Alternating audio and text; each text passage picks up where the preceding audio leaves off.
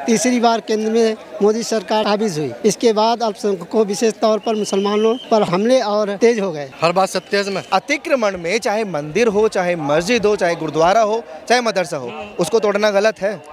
फिर तो आपको कोई नहीं समझा सकता।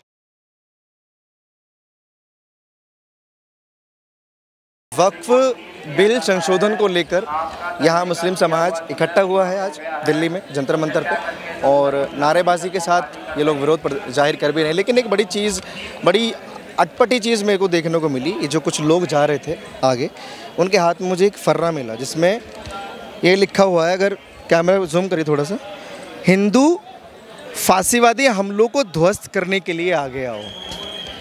वक्फ बिल के विरोध में आखिर इस नारे का, इस स्लोगन का क्या काम, जो ये लिखा हुआ है। और सिर्फ इतना ही नहीं, दोनों तरफ इस पे कुछ लिखा हुआ है।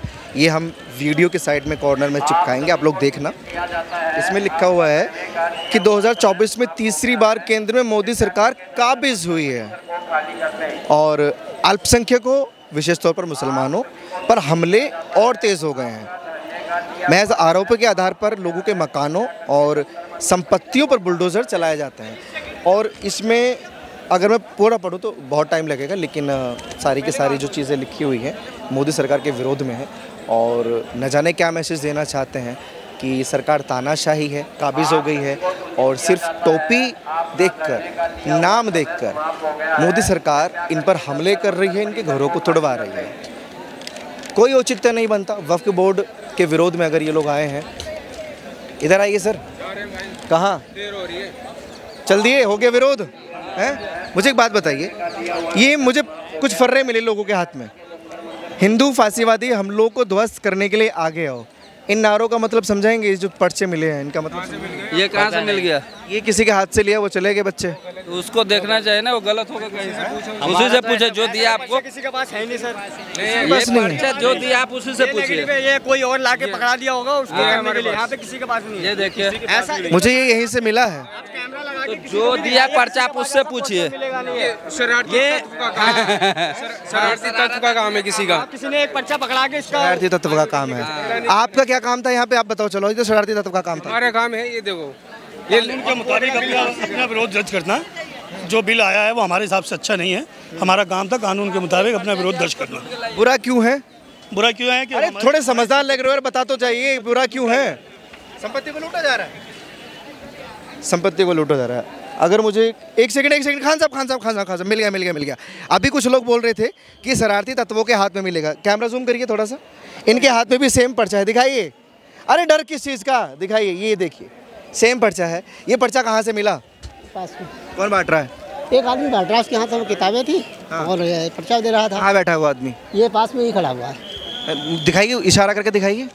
ये जो जहाँ पे भीड़ लगी हुई है यहीं पर है, वहाँ पे बांटा जा रहा है। इसमें क्या लिखा हुआ है मालूम आपको? अब पढ़ेंगे तभी बताएंगे क्या पढ़िए, लिखा है। अभी पढ़िए, कैमरे पे थोड़ा सा पढ़िए, एक दो लाइन पढ़ दीजिए।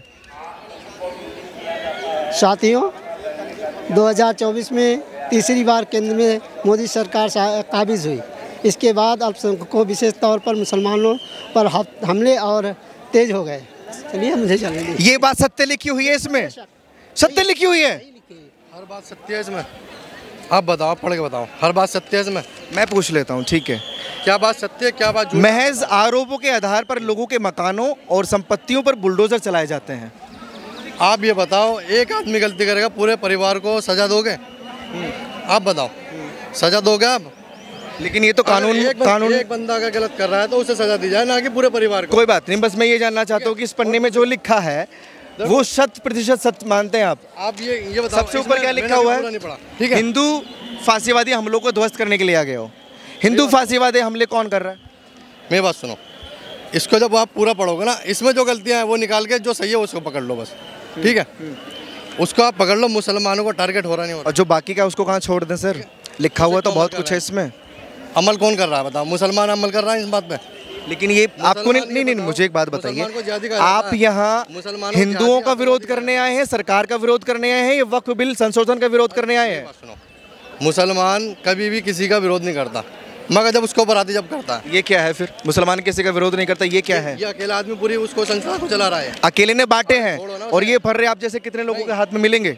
वहाँ देखो वाले फर्रे पकड़ो जो उन्होंने पकड़ रखे हैं। ये भी जरूरी है कि वक्फ बिल संशोधन के विरोध में इन पन्नों का क्या काम आखिर? मैं ये कह रहा हूँ, आप इसे क्यों पकड़ रहे हो? उसे पकड़ो, इतने तमाम आदमी यहाँ पर एकजुट हुआ है। इसको छोड़ दें। वक्फ बोर्ड के लिए आया है, हमारी जमीनों पे कब्जा हो रहा है, उसके लिए आया है। वो हमारे लोगों ने ना, ठीक है, ये फाड़ के भी फेंके हुए हैं, वो देखो ना वहाँ पे, इसको पूरा फाड़ के भी फेंके हुए हैं, वो भी दिखाओ ना। आप फाड़ के फेंकिए। और जो काका बोल के गए हैं कि इसमें 100% सत्य लिखा हुआ है, आप बोलिए कैमरा पे कि गलत लिखा हुआ है। ये पढ़िए इसमें पढ़िए, 1 मिनट पढ़िए।